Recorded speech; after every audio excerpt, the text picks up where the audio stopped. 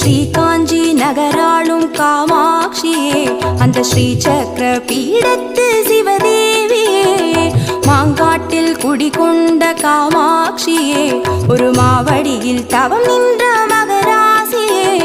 ஸ்ரீ காஞ்சி நகராளும் காமாட்சியே, அந்த ஸ்ரீ சக்கர பீடத்து சிவதேவியே,